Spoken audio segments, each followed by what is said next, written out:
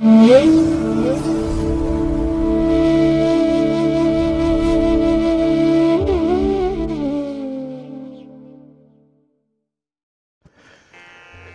ಮಹಾಗಣಪತಿಯೇ ನಮಃ. ಶ್ರೀ ಗುರುಭ್ಯೋ ನಮಃ. ಹರಿ ಓಂ. ಸಿರಿಗನ್ನಡ ಸುದ್ದಿವಾಹಿನಿಯ ಸದಭಿಮಾನದ ಸಹೃದಯ ವೀಕ್ಷಕ ಮಹಾಶಯರೇ, ತಮಗೆಲ್ಲರಿಗೂ ಕೂಡ ಸಿರಿಗನ್ನಡ ಸುದ್ದಿವಾಹಿನಿಗೆ ಸ್ವಾಗತ. ದಯಾಮಯನಾದಂಥ ಭಗವಂತನ ಅನುಗ್ರಹ ತಮ್ಮೆಲ್ಲರಿಗೆ ಪ್ರಾಪ್ತಿಯಾಗಲಿ, ತಮ್ಮೆಲ್ಲರ ಜೀವನ ಆರೋಗ್ಯದಾಯಕವಾಗಿರಲಿ, ಸಂತೃಪ್ತಿದಾಯಕವಾಗಿರಲಿ ಎಂದು ಭಗವಂತನಲ್ಲಿ ಪ್ರಾರ್ಥನೆಯನ್ನು ಮಾಡ್ತಾ ಈ ದಿನದ ವಿಶೇಷ ಕಾರ್ಯಕ್ರಮವನ್ನು ನೋಡೋಣ. ಹಾಗೆ ದ್ವಾದಶ ರಾಶಿಯವರ ಗೋಚಾರ ಫಲಗಳು ಹೇಗಿವೆ ಅನ್ನೋದನ್ನು ಕೂಡ ತಿಳಿಯೋಣ ಬನ್ನಿ. ವೀಕ್ಷಕರೇ, ಈ ದಿನ ತಮ್ಮ ಹುಟ್ಟುಹಬ್ಬವನ್ನು ಆಚರಿಸ್ಕೊಳ್ತಾ ಇರುವಂಥ ತಮಗೆಲ್ಲರಿಗೂ ಕೂಡ ಹುಟ್ಟುಹಬ್ಬದ ಶುಭಾಶಯಗಳು. ಹಾಗೆ ಈ ದಿನಾಂಕದಂದು ವಿವಾಹವಾಗಿರುವಂಥ ದಂಪತಿಗಳಿಗೂ ಕೂಡ ವಿವಾಹ ವಾರ್ಷಿಕೋತ್ಸವದ ಶುಭಾಶಯಗಳನ್ನು ಹೇಳ್ತಾ ಭಗವಂತ ತಮಗೆಲ್ಲರಿಗೂ ಕೂಡ ಸಕಲ ಸನ್ಮಂಗಳಗಳನ್ನು ಕರುಣಿಸಲಿ ಅಂತ ಹೇಳಿ ಸಿರಿಗನ್ನಡ ಸುದ್ದಿವಾಹಿನಿಯ ಪರವಾಗಿ ಪ್ರಾರ್ಥಿಸುತ್ತೇನೆ. ಪ್ರೀತಿಯ ವೀಕ್ಷಕ ಬಂಧುಗಳೇ, ಈ ದಿನ 2024 ಸೆಪ್ಟೆಂಬರ್ ತಿಂಗಳ 15ನೇ ತಾರೀಕು ಆದಿತ್ಯವಾಸರ ಅಂದರೆ ಭಾನುವಾರ. ಈ ಭಾನುವಾರದ ನಿತ್ಯ ಪಂಚಾಂಗ ಫಲ ಹೇಗಿದೆ ನೋಡೋಣ ಬನ್ನಿ. ಶ್ರೀ ಕ್ರೋಧಿ ನಾಮ ಸಂವತ್ಸರೆ ದಕ್ಷಿಣಾಯನೆ ವರ್ಷ ಋತು ಭಾದ್ರಪದ ಮಾಸ ಶುಕ್ಲ ಪಕ್ಷದ ದ್ವಾದಶಿಯ ತಿಥಿ ಈ ದಿನ ಇದೆ. ಇದು ಈ ದಿನ ಮಧ್ಯಾಹ್ನ 2:45 ಇರಲಿದೆ. ನಂತರ ತ್ರಯೋದಶಿ ಆರಂಭ ಆಗುತ್ತೆ. ಈ ದಿನದ ನಕ್ಷತ್ರ ಶ್ರವಣ ನಕ್ಷತ್ರ. ಇದು ಈ ದಿನ ಅಪರಾಹ್ನ 4:43 ಇರಲಿದೆ. ನಂತರ ಧನಿಷ್ಠ ನಕ್ಷತ್ರ ಆರಂಭ ಆಗುತ್ತೆ. ಈ ದಿನದ ಕರ್ಣ ಪೂರ್ವಕರ್ಣ ಭವ. ಇದು ಈ ದಿನ ಬೆಳಿಗ್ಗೆ 7:33 ಇರಲಿದೆ. ನಂತರ ಉತ್ತರ ಕರ್ಣ ಬಾಳವ ಆರಂಭ ಆಗುತ್ತೆ. ಈ ದಿನದ ಯೋಗ ಅತಿಗಂಡ ಯೋಗ. ಇದು ಈ ದಿನ ಅಪರಾಹ್ನ 3:13 ಇರಲಿದೆ. ನಂತರ ಸುಕರ್ಮ ಯೋಗ ಆರಂಭ ಆಗುತ್ತೆ. ಈ ದಿನ ದಿಕ್ಷುಲೆ ಇರುವಂಥದ್ದು ಪಶ್ಚಿಮ ದಿಕ್ಕಿಗೆ. ಇನ್ನು ಈ ದಿನ ಸೂರ್ಯ ಇರುವಂಥ ರಾಶಿ ಸಿಂಹ, ಚಂದ್ರ ಇರುವಂಥ ರಾಶಿ ಮಕರ. ಹಾಗೆ ಈ ದಿನ ರಾಹುಕಾಲ ಇರುವಂಥ ಸಮಯ ಈ ದಿನ ಸಂಜೆ 4:52 ಸಂಜೆ 6:24 ಗುಳಿಕ ಕಾಲ ಈ ದಿನ ಅಪರಾಹ್ನ 3:21 ಅಪರಾಹ್ನ 4:52 ಇನ್ನು ಯಮಗಂಡ ಕಾಲ ಈ ದಿನ ಮಧ್ಯಾಹ್ನ 12:18 ಮಧ್ಯಾಹ್ನ 1:49 ಇರಲಿದೆ. ಹಾಗೆ ಈ ದಿನ ದುಷ್ಟ ಮುಹೂರ್ತ ಇರುವಂಥ ಸಮಯ ಈ ದಿನ ಸಂಜೆ 4:47 ಸಂಜೆ 5:36 ದುಷ್ಟ ಮುಹೂರ್ತದ ಸಮಯ. ಹಾಗಾಗಿ ಈ ಸಮಯದಲ್ಲಿ ಯಾವುದೇ ಪ್ರಯಾಣವನ್ನಾಗಲಿ ಯಾವುದೇ ಶುಭ ಕಾರ್ಯಗಳನ್ನಾಗಲಿ ಆರಂಭ ಮಾಡಬೇಡಿ. ಏಕೆಂದರೆ ನೀವು ಯಾವುದೇ ಕೆಲಸ ಕಾರ್ಯಗಳನ್ನು ಈ ದುಷ್ಟ ಮುಹೂರ್ತ ಇರುವಂತಹ ಸಮಯದಲ್ಲಿ ಆರಂಭ ಮಾಡಿದರೆ ಅದರಿಂದ ಬರುವಂತಹ ಫಲಿತಾಂಶಗಳು ಅಷ್ಟೊಂದು ಅನುಕೂಲಕರವಾಗಿ ಇರೋದಿಲ್ಲ. ಆದ್ದರಿಂದಲೇ ಈ ದುಷ್ಟ ಮುಹೂರ್ತವನ್ನು ಅವಾಯ್ಡ್ ಮಾಡುವಂಥದ್ದು ತುಂಬ ಉತ್ತಮ. ಇನ್ನು ಈ ದಿನ ಅಭಿಜಿತ್ ಮುಹೂರ್ತ ಇರುವಂಥ ಸಮಯ ಈ ದಿನ ಬೆಳಿಗ್ಗೆ 11:51 ಮಧ್ಯಾಹ್ನ 12:40 ಅಭಿಜಿತ್ ಮುಹೂರ್ತದ ಸಮಯ. ಹಾಗೆ ಈ ದಿನ ವಿಶೇಷವಾಗಿ ಅಮೃತ ಕಾಲ ಇರುವಂಥ ಸಮಯ ಈ ದಿನ ಬೆಳಿಗ್ಗೆ 9:09 ಬೆಳಿಗ್ಗೆ 10:38 ಅಮೃತ ಕಾಲದ ಸಮಯ. ಹಾಗೆ ಈ ದಿನ ಸೂರ್ಯೋದಯ ಆಗುವಂಥ ಸಮಯ ಪ್ರಾತಃ ಕಾಲ 6:08 ಸೂರ್ಯಾಸ್ತ ಸಂಜೆ 6:25. ಇನ್ನು ಈ ದಿನ ವಿಶೇಷವಾಗಿ ಚಂದ್ರನ ಬಲ ಇರುವಂಥ ರಾಶಿಗಳು ಅಂತ ಹೇಳಿದ್ರೆ ಮೇಷ, ಕರ್ಕಾಟಕ, ಸಿಂಹ, ವೃಶ್ಚಿಕ, ಮಕರ ಮತ್ತು ಮೀನ. ಈ 6 ರಾಶಿಯವರಿಗೆ ಗೋಚಾರದಲ್ಲಿ ಚಂದ್ರನಿಂದ ಶುಭ ಫಲಗಳ ಯೋಗ ಇರುತ್ತೆ.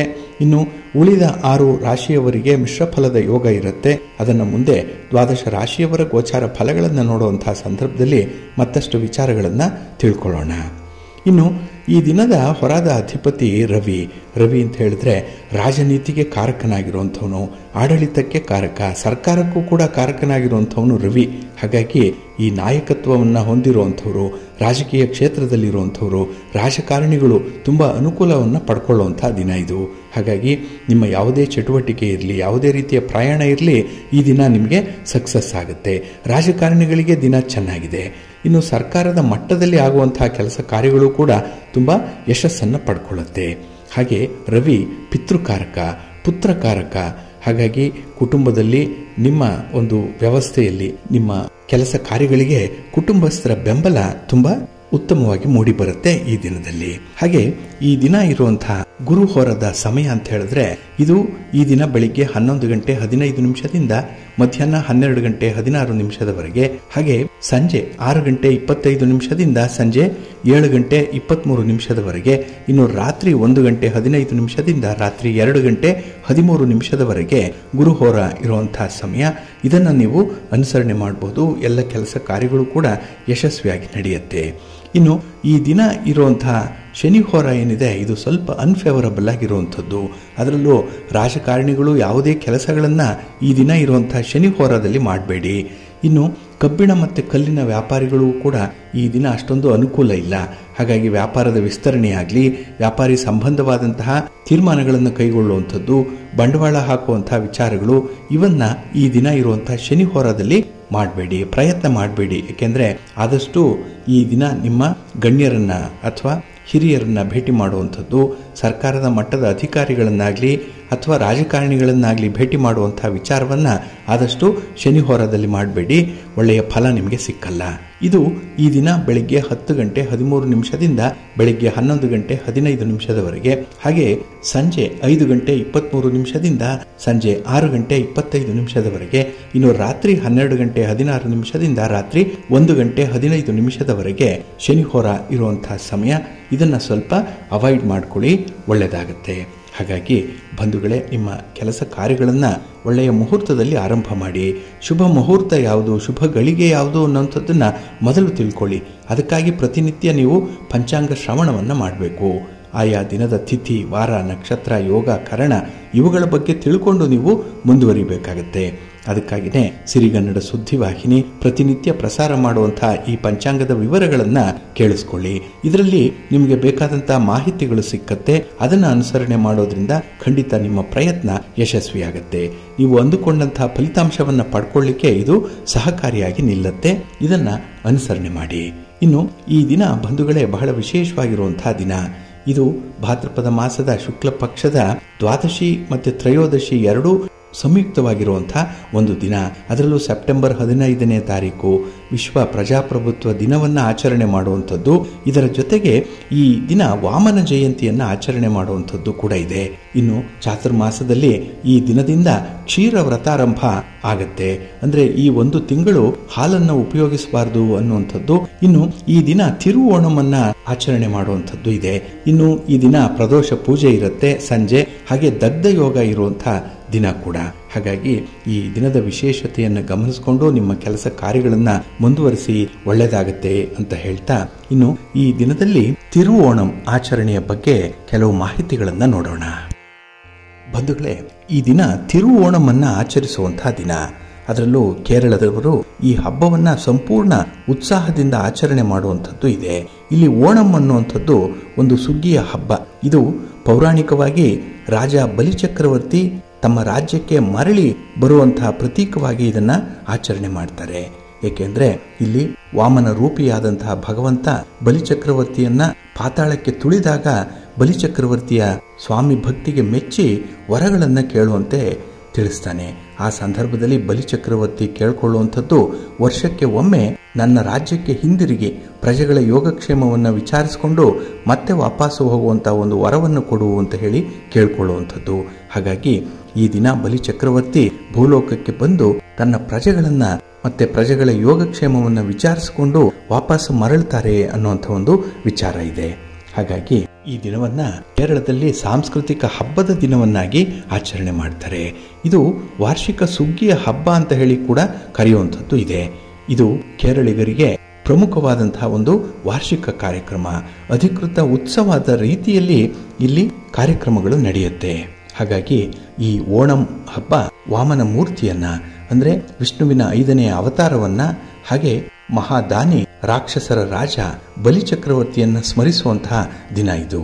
ಹಾಗಾಗಿ ಬಲಿಚಕ್ರವರ್ತಿಯ ಪ್ರಜೆಗಳ ಮೇಲಿನ ಪ್ರೀತಿಗೆ ಸಾಕ್ಷಿಯಾಗಿ ಪ್ರತಿ ವರ್ಷ ಈ ಓಣಂ ಹಬ್ಬವನ್ನ ಆಚರಣೆ ಮಾಡ್ತಾರೆ. ಹಾಗಾಗಿ ಮಹಾಬಲಿಯ ಈ ಗೃಹ ಪ್ರವೇಶವನ್ನ ಕೇರಳದಲ್ಲಿ ಪ್ರತಿ ವರ್ಷ ಓಣಂ ಅಂತ ಹೇಳಿ ಆಚರಣೆ ಮಾಡುವಂಥದ್ದು. ಪ್ರತಿ ಮನೆಗಳನ್ನು ಕೂಡ ಅಲ್ಲಿ ಹೂವಿನೊಂದಿಗೆ ಅಲಂಕಾರ ಮಾಡಿ ವಾಮನನನ್ನ ಸ್ಮರಿಸುವುದರ ಜೊತೆಗೆ ತಮ್ಮ ರಾಜ ಬಲಿಚಕ್ರವರ್ತಿಯನ್ನ ಮನೆಗೆ ಸ್ವಾಗತಿಸುವಂತಹ ಒಂದು ಕಾರ್ಯಕ್ರಮ ಇರುತ್ತೆ. ಹಾಗಾಗಿನೇ ಇದೊಂದು ಸಮುದಾಯದ ಹಬ್ಬವಾಗಿ ರೂಪುಗೊಂಡಿರುವಂಥದ್ದು. ಇದರ ಜೊತೆಗೆ ಲಕ್ಷ್ಮೀ ದೇವಿಯನ್ನು ಕೂಡ ಆರಾಧನೆ ಮಾಡ್ತಾರೆ.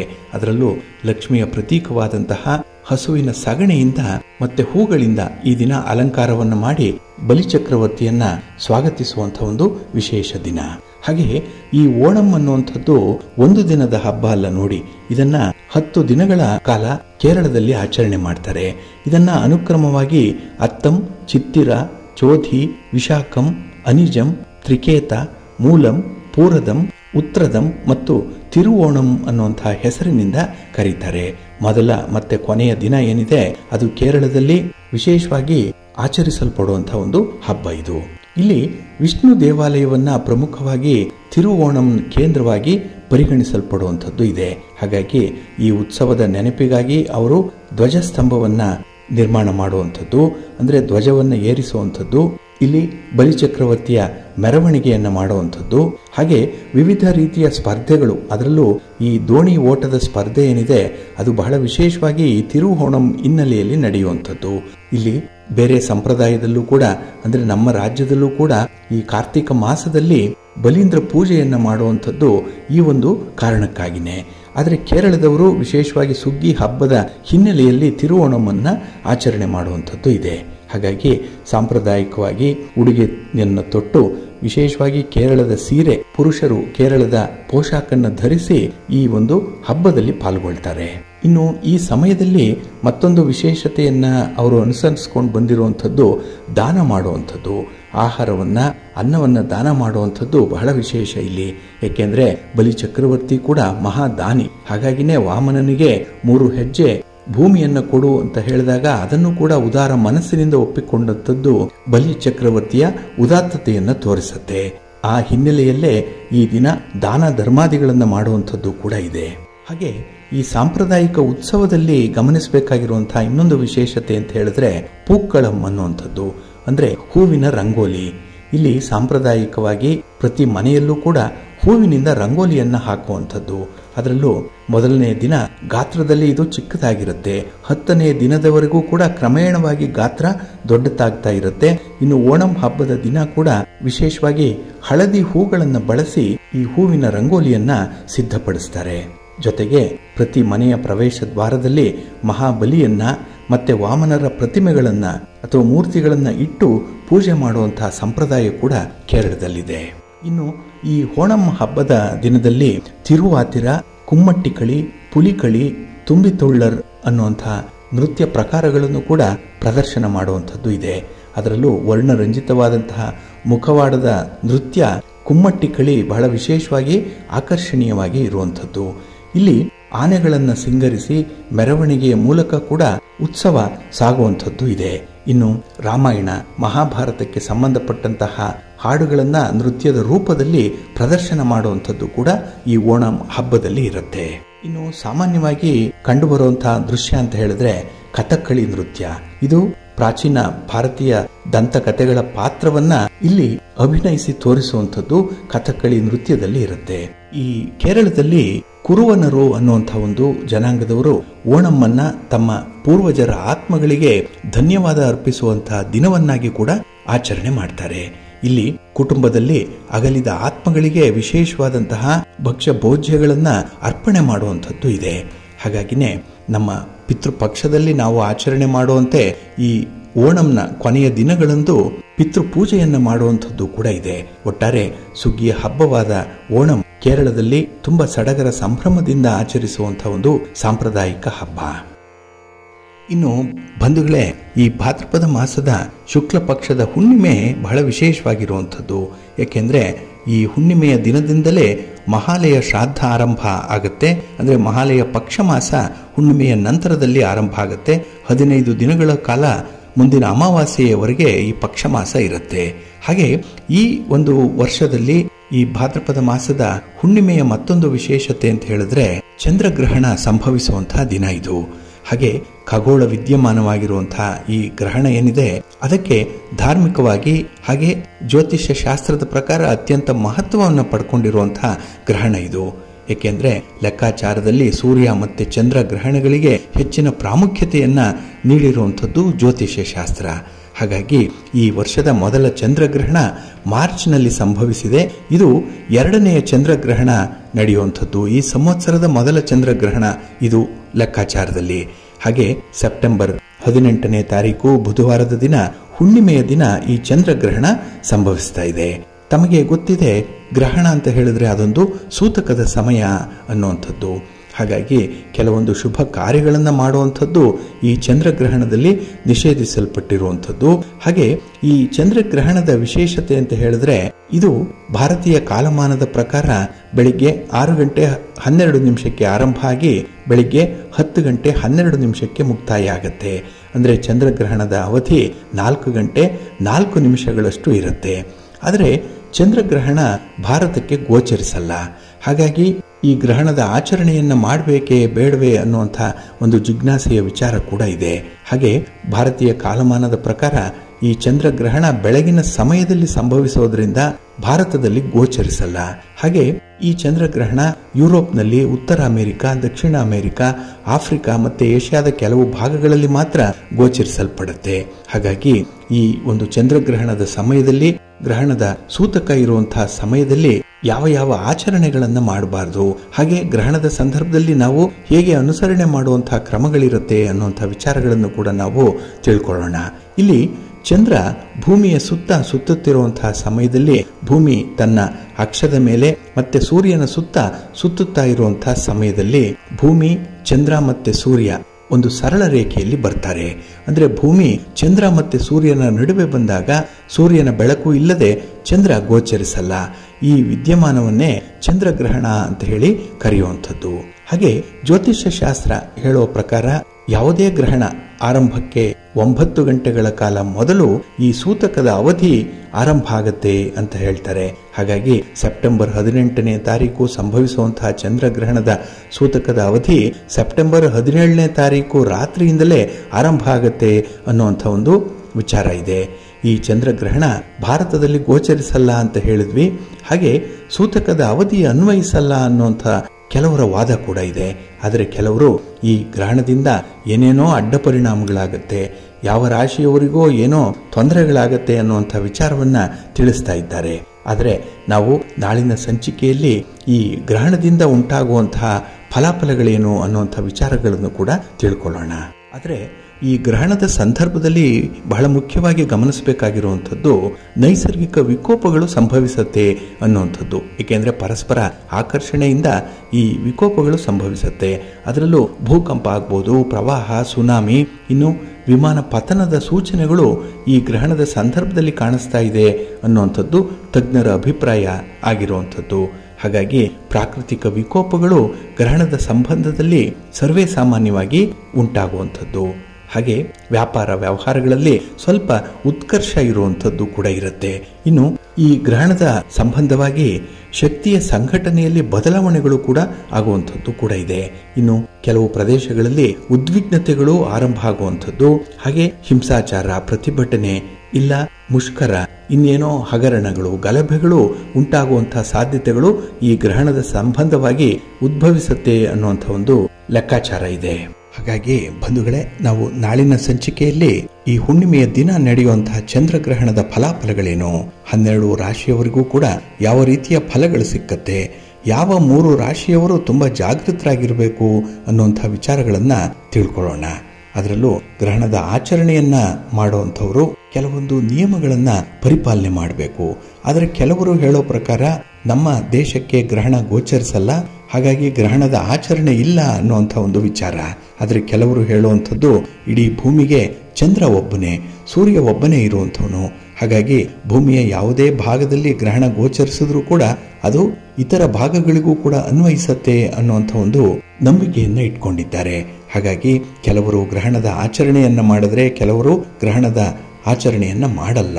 ಅಂಥ ಒಂದು ಜಿಜ್ಞಾಸೆಯ ಸಂದರ್ಭದಲ್ಲಿ ಜ್ಯೋತಿಷ್ಯ ಶಾಸ್ತ್ರ ಹೇಳುವಂಥ ವಿಚಾರಗಳೇನು, ಯಾವ ರಾಶಿಯವರಿಗೆ ಯಾವ ಫಲಗಳಿದೆ ಅನ್ನುವಂಥ ವಿಚಾರಗಳನ್ನ ತಿಳ್ಕೊಂಡು ಅದನ್ನು ಅನುಸರಣೆ ಮಾಡೋಣ, ಒಳ್ಳೆಯದಾಗತ್ತೆ.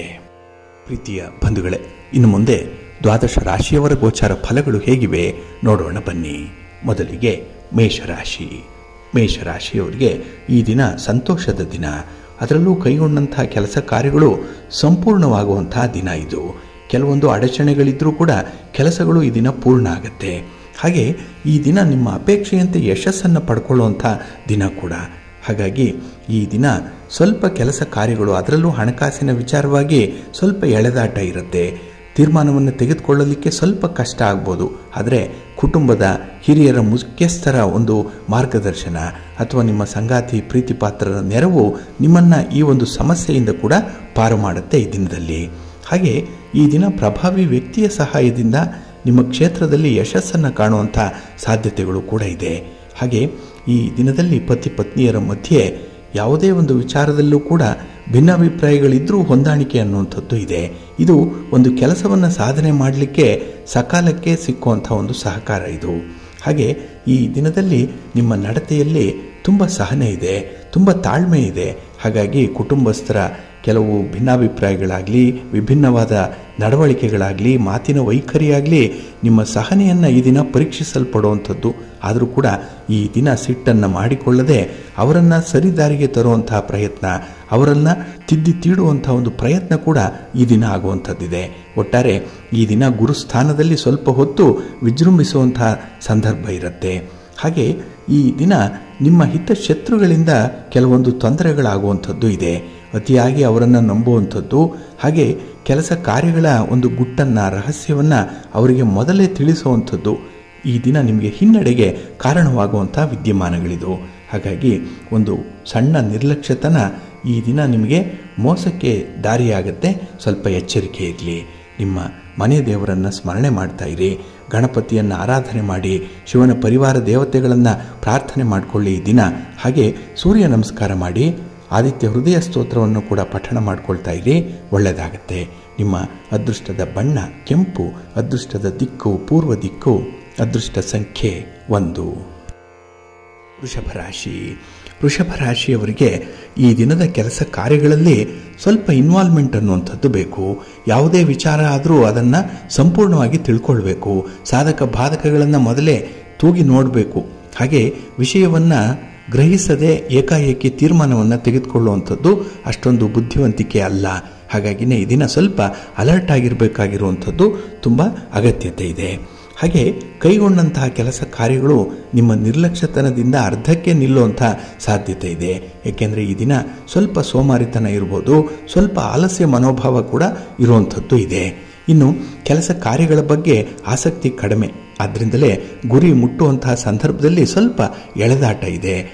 ಸುಲಭದಲ್ಲಿ ಆಗುವಂಥದ್ದನ್ನು ನೀವೇ ಕಷ್ಟ ಮಾಡಿಕೊಂಡು ಕೆಲಸವನ್ನು ಮಾಡುವಂಥದ್ದು ಕೂಡ ಇದೆ. ಹಾಗೆ ಈ ದಿನ ನಿಮ್ಮ ತಪ್ಪಿನ ಅರಿವಾಗುವಂಥ ಒಂದು ಸಾಧ್ಯತೆ ಇದೆ, ಅವಕಾಶ ಇದೆ. ಹಾಗಾಗಿ ಇತ್ತೀಚೆಗೆ ನೀವು ಮಾಡಿರುವಂಥ ಹಣಕಾಸಿನ ವ್ಯವಹಾರಗಳ ಒಂದು ತಪ್ಪು ಏನಿದೆ, ಆ ದೋಷ ಅದು ನಿಮ್ಮ ನಷ್ಟಕ್ಕೆ ಕಾರಣವಾಗುವಂಥದ್ದು. ಅದನ್ನು ಸರಿಪಡಿಸ್ಕೊಳ್ಬೇಕು. ಅದಕ್ಕೆ ಕಾರ್ಯಕಾರಣ ಸಂಬಂಧವನ್ನು ಕಂಡುಹಿಡ್ಕೊಳ್ಬೇಕು. ತಜ್ಞರ ಒಂದು ಸಲಹೆಯನ್ನು ಪಡ್ಕೊಳ್ಬೇಕು. ಇಂಥ ವಿಚಾರಗಳು ಈ ದಿನ ನಿಮಗೆ ಪ್ರಧಾನವಾಗಿ ಕಾಣಿಸುತ್ತೆ. ಹಾಗೆ ಈ ದಿನ ಮನೆಯ ಜವಾಬ್ದಾರಿ ಬಹಳ ಹೆಚ್ಚಾಗಿ ಇರುವಂಥದ್ದು. ಹಾಗಾಗಿ ಜವಾಬ್ದಾರಿಯನ್ನು ನಿರ್ವಹಣೆ ಮಾಡಿದ್ರೆ ಮಾತ್ರ ಈ ದಿನ ನಿಮಗೆ ಗೌರವ ಸ್ಥಾನಮಾನ ಇರುತ್ತೆ. ಇಲ್ಲ ಅಂತ ಹೇಳಿದ್ರೆ ನಿಮ್ಮ ಪ್ರತಿ ವಿಚಾರಕ್ಕೂ ಕೂಡ ಎದುರೇಟು ಅನ್ನುವಂಥದ್ದು ಉದ್ಭವ ಆಗಿಬಿಡುತ್ತೆ. ಕುಟುಂಬದಲ್ಲಿ ಸ್ವಲ್ಪ ಜಾಗ್ರತೆ. ಇನ್ನು ಮಕ್ಕಳ ಆರೋಗ್ಯದ ವಿಚಾರದಲ್ಲೂ ಕೂಡ ಈ ದಿನ ಸ್ವಲ್ಪ ನೀವು ಅಲರ್ಟ್ ಆಗಿ ಇರಬೇಕಾಗತ್ತೆ.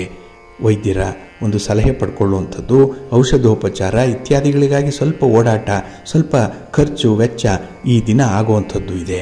ಹಾಗಾಗಿ ಏನೇ ಆದರೂ ಕೂಡ ಈ ದಿನ ಕುಟುಂಬಕ್ಕಾಗಿ ಮಾಡ್ತಾ ಇರುವಂಥ ಜವಾಬ್ದಾರಿಯ ಕೆಲಸ ಅದು ನಿಮ್ಮದು.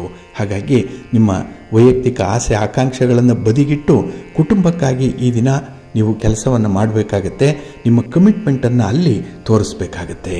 ಹಾಗಾಗಿ ಈ ದಿನ ಸ್ವಲ್ಪ ಹೊಂದಾಣಿಕೆಯಿಂದ ಕಾರ್ಯಗಳನ್ನು ಮುಂದುವರಿಸಿ ಒಳ್ಳೆಯದಾಗುತ್ತೆ. ನಿಮ್ಮ ಮನೆ ದೇವರನ್ನು ಸ್ಮರಣೆ ಮಾಡ್ತಾ ಇರಿ. ಹಾಗೆ ಭಕ್ತಿಯಿಂದ ಈ ದಿನ ಆದಿತ್ಯ ಹೃದಯ ಸ್ತೋತ್ರವನ್ನು ಹೇಳ್ಕೊಳ್ಳಿ, ಸೂರ್ಯ ನಮಸ್ಕಾರ ಮಾಡಿಕೊಳ್ಳಿ, ನವಗ್ರಹ ಸ್ತೋತ್ರವನ್ನು ಹೇಳ್ಕೊಳ್ಳಿ. ಒಳ್ಳೆಯದಾಗುತ್ತೆ. ನಿಮ್ಮ ಅದೃಷ್ಟದ ಬಣ್ಣ ಬಿಳುಪು, ಅದೃಷ್ಟದ ದಿಕ್ಕು ಪೂರ್ವ ದಿಕ್ಕು, ಅದೃಷ್ಟ ಸಂಖ್ಯೆ 5. ಮಿಥುನ ರಾಶಿ. ಮಿಥುನ ರಾಶಿಯವರು ಈ ದಿನದ ಕೆಲಸ ಕಾರ್ಯಗಳಲ್ಲಿ ಸ್ವಲ್ಪ ಏಕಾಗ್ರತೆಯನ್ನು ಇಟ್ಕೊಳ್ಬೇಕು. ಇದು ಯಶಸ್ಸಿನ ಮೆಟ್ಟಿಲು. ನಿಮಗೆ ಎಷ್ಟೋ ಬಾರಿ ಗೊತ್ತಿದೆ, ಏಕಾಗ್ರತೆ ಇಲ್ಲದೆ, ಕಾನ್ಸಂಟ್ರೇಷನ್ ಇಲ್ಲದೆ ಮಾಡಿರುವಂಥ ಕೆಲಸದಿಂದ ಆಗಿರುವಂಥ ಅನಾಹುತಗಳೇನು, ನಷ್ಟ ಏನು, ಸೋಲೇನು ಅನ್ನುವಂಥ ವಿಚಾರಗಳನ್ನು ಈ ದಿನ ಸ್ವಲ್ಪ ಮನನ ಮಾಡಿಕೊಳ್ತೀರಿ. ಹಾಗೆ ಈ ದಿನದಲ್ಲಿ ಪರಿಸ್ಥಿತಿಯನ್ನು ಸರಿಯಾಗಿ ಪರಿಶೀಲನೆ ಮಾಡದೆ ಯಾವುದೇ ನಿರ್ಧಾರಕ್ಕೆ ಬರಬೇಡಿ. ಹಾಗೆ ಬಹಳ ವಿಶೇಷತೆ ಅಂತ ಹೇಳಿದ್ರೆ, ಈ ದಿನ ವ್ಯಾಪಾರಿ ಚಟುವಟಿಕೆಗಳು ಸ್ವಲ್ಪ ನಿಧಾನವಾಗಿ ನಡೆಯುತ್ತೆ. ಇದರ ಬಗ್ಗೆ ಸಂಪೂರ್ಣ ಗಮನ ಕೊಡಬೇಕು. ಹಾಗೆ ಈ ಹೊಸ ತಂತ್ರಜ್ಞಾನಗಳೇನಿದೆ, ಟೆಕ್ನಾಲಜಿ, ಅದನ್ನು ಅಪ್ಡೇಟ್ ಮಾಡಿಕೊಳ್ಳುವಂಥ ಒಂದು ಪ್ರಯತ್ನ ಈ ದಿನ ಆಗಬೇಕಾಗತ್ತೆ. ಇಲ್ಲ ಅಂತ ಹೇಳಿದ್ರೆ ನಿಮ್ಮ ವ್ಯವಹಾರಗಳು ಮಾಮೂಲಿನಂತೆ ನಡೆಯುವಂಥದ್ದು. ಹಾಗಾಗಿ ಈ ದಿನ ಅಂಥ ಒಂದು ವಿಚಾರಗಳನ್ನು ತೀರ್ಮಾನ ಮಾಡಲಿಕ್ಕೆ ಅಥವಾ ಅದನ್ನು ಅನುಷ್ಠಾನ ಮಾಡಲಿಕ್ಕೆ ಅತ್ಯುತ್ತಮವಾದಂಥ ಸಮಯ ಕೂಡಿ ಬರುವಂಥದ್ದು. ಇನ್ನು ಈ ದಿನ ಕೌಟುಂಬಿಕ ವ್ಯವಹಾರಗಳಿಂದ ಒತ್ತಡಗಳು ಉಂಟಾಗುವಂಥದ್ದು ಇದೆ. ಕುಟುಂಬ ಅಂದಮೇಲೆ ಕೆಲಸಗಳು ಜಾಸ್ತಿ. ಅದರಲ್ಲೂ ಕುಟುಂಬದಲ್ಲಿ ಒಬ್ಬರು ಕೆಲಸ ಮಾಡ್ತಾರೆ, ಮತ್ತೊಬ್ಬರು ಮಾಡಲ್ಲ. 5 ಬೆರಳುಗಳು ಕೂಡ ಒಂದೇ ಸಮ ಇಲ್ಲ. ಹಾಗಾಗಿನೇ ಈ ದಿನದಲ್ಲಿ ಕುಟುಂಬದ ನಡವಳಿಕೆಗಳೇನಿದೆ, ಇದು ನಿಮಗೆ ಸ್ವಲ್ಪ ಬೇಸರವನ್ನು ತರಿಸುವಂಥ ಬಾಪ್ತಿದು. ಹಾಗೆ ಈ ದಿನ ಬದಲಾವಣೆ ಆಗ್ತಾ ಇರುವಂಥ ವಾತಾವರಣ ಕುಟುಂಬದಲ್ಲಿ ಸ್ಪಷ್ಟವಾಗಿ ಕಾಣಿಸುತ್ತೆ. ಹಾಗಾಗಿ ತೀರಾ ಚಿಕ್ಕವರಾಗಿದ್ದವರು ಕೂಡ ಈ ದಿನ ಬೆಳೆದು ದೊಡ್ಡವರಾಗಿ ನಿಂತಿದ್ದಾಗ ಅವರ ವರ್ತನೆ ನಿಮಗೆ ಹಿಡಿಸಲ್ಲ. ಅವರನ್ನು ಸರಿದಾರಿಗೆ ತರುವಂಥ ಪ್ರಯತ್ನದಲ್ಲಿ ತುಂಬ ವಿಫಲರಾಗ್ತಾ ಇದ್ದೀರಿ. ಹೀಗಾಗಿ ಮನಸ್ಸಿಗೆ ಬೇಸರ ಮೂಡುವಂಥ ಸಂದರ್ಭಗಳು ಹೆಚ್ಚಾಗಿರುತ್ತೆ. ಹಾಗೆ ಈ ದಿನದಲ್ಲಿ ನಿಮ್ಮ ಸುತ್ತಮುತ್ತಲಿನವರ ಬಗ್ಗೆ ಸ್ವಲ್ಪ ಎಚ್ಚರಿಕೆಯಿಂದ ಇರಿ. ಏಕೆಂದರೆ ಯಾವುದೇ ಸಂದರ್ಭದಲ್ಲೂ ಕೂಡ ನಿಮಗೆ ಮನಸ್ತಾಪಗಳಾಗ್ಬೋದು, ಭಿನ್ನಾಭಿಪ್ರಾಯಗಳು ಬರ್ಬೋದು. ಸ್ವಲ್ಪ ಜಾಗ್ರತೆ. ನಿಮ್ಮ ಮಾತನ್ನು ಈ ದಿನ ಸ್ವಲ್ಪ ನಿಯಂತ್ರಣದಲ್ಲಿ ಇಟ್ಕೊಳ್ಳಿ. ಆದಷ್ಟು ಪ್ರಯಾಣದ ಸಂದರ್ಭದಲ್ಲಿ ತೀವ್ರವಾದ ಮುನ್ನೆಚ್ಚರಿಕೆಯನ್ನು ತೆಗೆದುಕೊಂಡು ಪ್ರಯಾಣ ಮಾಡಿ. ನಿಮ್ಮ ಮನೆ ದೇವರನ್ನು ಸ್ಮರಣೆ ಮಾಡಿಕೊಳ್ಳಿ. ಗಣಪತಿಯನ್ನು ಆರಾಧನೆ ಮಾಡಿ. ಗಣಪತಿಯ ಸ್ತೋತ್ರವನ್ನು ಈ ದಿನ ಹೇಳ್ಕೊಳ್ಳಿ. 21 ಗರಿಕೆಗಳನ್ನು ಸಮರ್ಪಣೆ ಮಾಡಿ ಭಗವಂತನನ್ನು ಈ ದಿನ ಧ್ಯಾನ ಮಾಡಿ. ಒಳ್ಳೆಯದಾಗತ್ತೆ. ನಿಮ್ಮ ಅದೃಷ್ಟದ ಬಣ್ಣ ತಿಳಿ ಹಸಿರು. ಅದೃಷ್ಟದ ದಿಕ್ಕು ಈಶಾನ್ಯ ದಿಕ್ಕು. ಅದೃಷ್ಟ ಸಂಖ್ಯೆ 9. ಕರ್ಕಾಟಕ ರಾಶಿ. ಕರ್ಕಾಟಕ ರಾಶಿಯವರಿಗೆ ಈ ದಿನ ನಿಮ್ಮ ರಾಶಿಯ ಅಧಿಪತಿಯಾದಂತಹ ಚಂದ್ರನಿಂದ ಶುಭ ಫಲಗಳು ಸಿಕ್ಕತ್ತೆ. ಮನಸ್ಸಿಗೆ ಸಂತೋಷ ಇದೆ. ಹಾಗೆ ಎಲ್ಲ ರೀತಿಯಲ್ಲೂ ಕೂಡ ಒಂದು ಕಂಫರ್ಟ್ ಅನ್ನುವಂಥದ್ದು ಇದೆ. ಹಾಗಾಗಿನೇ ಈ ದಿನದ ಕೆಲಸ ಕಾರ್ಯಗಳು, ಚಟುವಟಿಕೆಗಳು ಬಹಳ ವಿಶೇಷ ಪ್ರಗತಿಯಲ್ಲಿ ಕೂಡಿರುತ್ತೆ. ಹಾಗೆ ಈ ದಿನದಲ್ಲಿ ಯಾವುದೇ ಒಂದು ಚಟುವಟಿಕೆಗಳು ಕೂಡ ಸಾಮಾನ್ಯವಾಗಿ ನಡೆದರೂ ಅದರ ಹಿನ್ನೆಲೆಯಲ್ಲಿ ಬರುವಂಥ ಲಾಭಗಳೇನಿದೆ ತುಂಬ ಅನುಕೂಲವನ್ನು ತರುತ್ತೆ. ಇನ್ನು ಈ ದಿನದಲ್ಲಿ ಕುಟುಂಬ ಸದಸ್ಯರ ಸಹಕಾರ ಚೆನ್ನಾಗಿದೆ. ಆತ್ಮವಿಶ್ವಾಸ ವೃದ್ಧಿಯಾಗುತ್ತೆ. ಯಾಕೆಂದರೆ ಕುಟುಂಬಸ್ಥರ ಬೆಂಬಲ ಇದ್ದಾಗ ಮನೆ ಗೆದ್ದು ಮಾರು ಗೆಲ್ಲು ಅಂತ ಹೇಳ್ತಾರಲ್ಲ, ಆ ರೀತಿಯಲ್ಲಿ ಈ ದಿನ ನಿಮಗೆ ಆತ್ಮವಿಶ್ವಾಸದಿಂದ ಕೆಲಸಗಳನ್ನು ಮುಂದುವರಿಸುವಂಥದ್ದು ಕೂಡ ಇದೆ. ಹಾಗಾಗಿನೇ ಕೈಗೊಂಡಂತಹ ಕೆಲಸ ಕಾರ್ಯಗಳು ಸಂಪೂರ್ಣವಾಗಿ ಫಲವನ್ನು ಕೊಡುವಂಥದ್ದು. ಹಾಗೆ ನಿಮ್ಮ ಪರಿಸ್ಥಿತಿ ಕೂಡ ಈ ದಿನ ಸುಧಾರಣೆಯತ್ತ ಸಾಗುವಂಥದ್ದು ಕೂಡ ಇದೆ. ಹಾಗೆ ಕೆಲವರ ಹೇಳಿಕೆಗಳಾಗಲಿ, ಕೆಲವರ ಮಾತುಗಳಾಗಲಿ ನಿಮಗೆ ಸ್ವಲ್ಪ ಬೇಸರವನ್ನು ತರಿಸ್ಬೋದು. ಅವರ ಸ್ವಭಾವವೇ ಅಷ್ಟು. ಹಾಗಾಗಿ ಯಾರ ಮಾತಿಗೂ ಕೂಡ ಇದನ್ನು ತಲೆ ಕೆಡಿಸ್ಕೊಳ್ಬೇಡಿ. ನಿಮ್ಮ ಕಾರ್ಯ ಆಗಬೇಕು, ನಿಮ್ಮ ಗುರಿ ತಲುಪಬೇಕು. ಇದಕ್ಕಾಗಿ ನೀವು ಪಡ್ತಾ ಇರುವಂಥ ಶ್ರಮ, ಮತ್ತಷ್ಟು ವಿಚಾರಗಳನ್ನು ನಿಮ್ಮ ತಲೆಗೆ ತುಂಬಿಸಿಕೊಳ್ಳುವಂಥದ್ದು, ಹಾಗೆ ಹಿರಿಯರ ಮಾರ್ಗದರ್ಶನ ಇತ್ಯಾದಿ ವಿಚಾರಗಳಲ್ಲಿ ಈ ದಿನ ಸ್ವಲ್ಪ ಆಸಕ್ತಿಯನ್ನು ಜಾಸ್ತಿ ಮಾಡಿಕೊಳ್ಳಿ. ಒಳ್ಳೆಯದಾಗತ್ತೆ. ಇನ್ನು ವಿದ್ಯಾರ್ಥಿಗಳಿಗೆ ಈ ದಿನ ಹೊಸ ಅವಕಾಶಗಳು ಸಿಕ್ಕತ್ತೆ. ಹೊಸಬರ ಪರಿಚಯ ಆಗತ್ತೆ. ಹಾಗಾಗಿನೇ ಈ ದಿನದಲ್ಲಿ ಒಂದು ಪ್ರಯಾಣ, ಪ್ರವಾಸ, ಮೋಜು ಮಸ್ತಿ, ಮನರಂಜನೆಗಾಗಿ ಮಾಡುವಂತಹ ಚಟುವಟಿಕೆಗಳು ಇವೆಲ್ಲವೂ ಕೂಡ ಈ ದಿನ ಇದೆ. ಹಾಗಾಗಿ ನಿಮ್ಮ ಮಿತ್ರರಾಗಲಿ, ನಿಮ್ಮ ಸಂಗಾತಿಯಾಗಲಿ ನಿಮಗೆ ವಿಶೇಷ ಗೌರವವನ್ನು ಕೊಡುವಂಥ ಸಂದರ್ಭಗಳು ಕೂಡ ಈ ದಿನ ಇದೆ.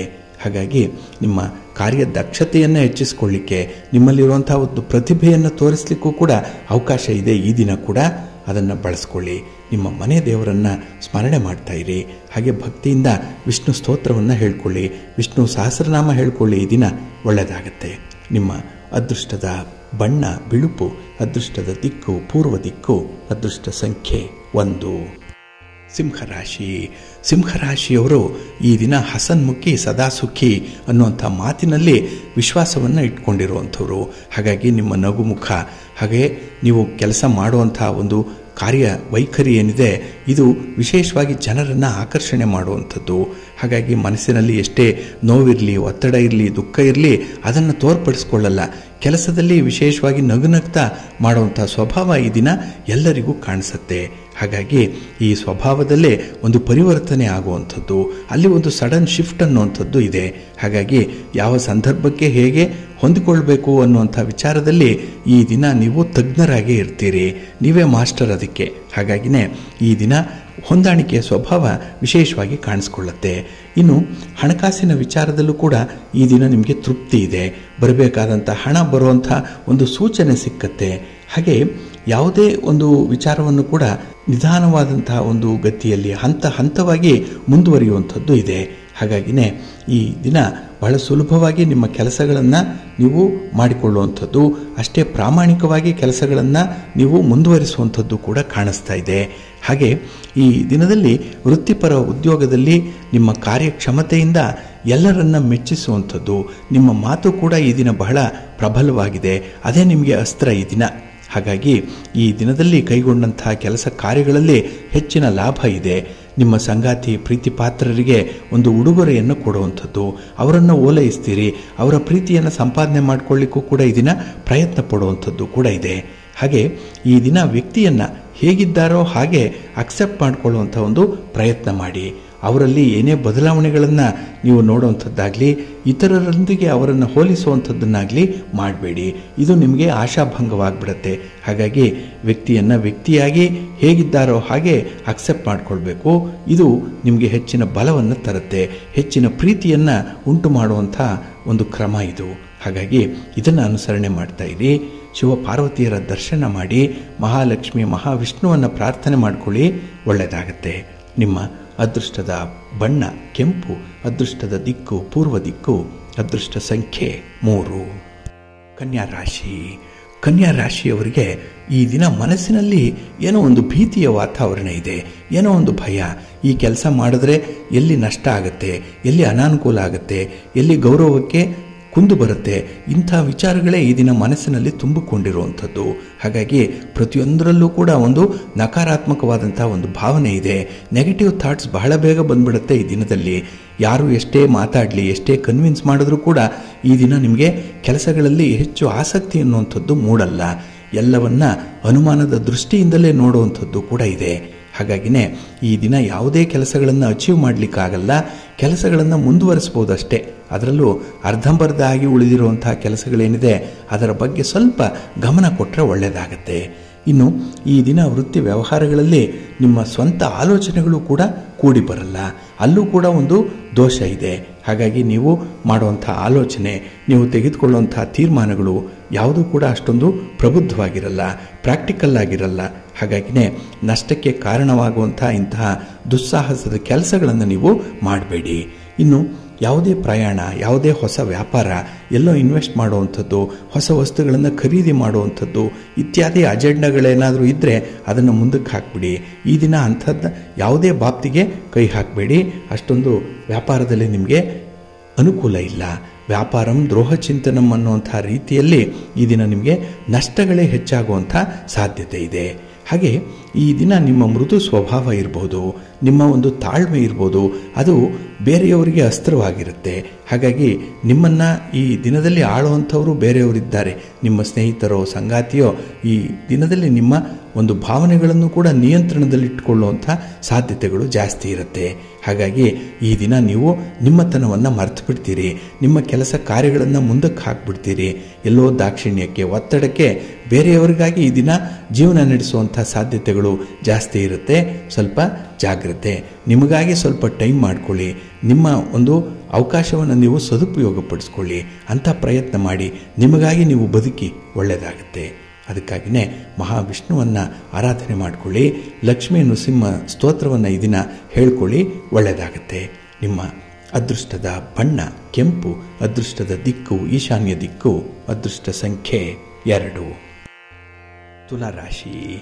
ತುಲಾರಾಶಿಯವರಿಗೆ ಈ ದಿನ ಸ್ವಲ್ಪ ಅಸ್ತವ್ಯಸ್ತವಾಗಿರುವಂಥ ಜೀವನ. ಎಷ್ಟೇ ಶಿಸ್ತು ಬೇಕು ಅಂದರೂ ಕೂಡ ಸಿಕ್ಕಲ್ಲ. ಅದು ಪರಿಸ್ಥಿತಿಗೆ ಹೊಂದಾಣಿಕೆ ಮಾಡಿಕೊಂಡಾಗ ಅಶಿಸ್ತು ಅನ್ನುವಂಥದ್ದು ಈ ದಿನ ತುಂಬ ಕಂಡು ಬರುತ್ತೆ. ಅದರಲ್ಲೂ ಈ ದಿನ ಕೆಲಸಕ್ಕೆ ಬಾರದಂತಹ ವಿಚಾರಕ್ಕೆ ಹೆಚ್ಚು ತಲೆ ಕೆಡಿಸ್ಕೊಳ್ತೀರಿ, ಅದರ ಬಗ್ಗೆ ಚರ್ಚೆ ಮಾಡ್ತೀರಿ. ಇದು ಈ ಟೈಮ್ ಈಸ್ ಮನಿ ಅನ್ನುವಂಥದ್ದನ್ನು ನಿಮ್ಮಿಂದ ಮರೆಮಾಚಿಸ್ಬಿಡುತ್ತೆ. ಹಾಗೆ ವೃಥಾ ಪ್ರಯಾಣ ಮಾಡುವಂಥದ್ದು, ವ್ಯರ್ಥ ಪ್ರಯತ್ನಗಳು ಕೂಡ ಆಗುವಂಥದ್ದು ಇದೆ. ಹಾಗಾಗಿ ಲೆಕ್ಕಾಚಾರ ಇಲ್ಲದಂತಹ ಜೀವನ ಇದು.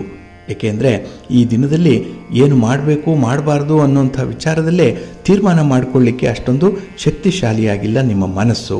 ಚಂಚಲವಾಗಿರುವಂಥ ಮನಸ್ಸಿದೆ. ಹಾಗಾಗಿನೇ ಇದ್ದಕ್ಕಿದ್ದ ಹಾಗೆ ಅನಿರೀಕ್ಷಿತ ಘಟನೆಗಳು ಸಂಭವಿಸ್ಬಿಡುತ್ತೆ.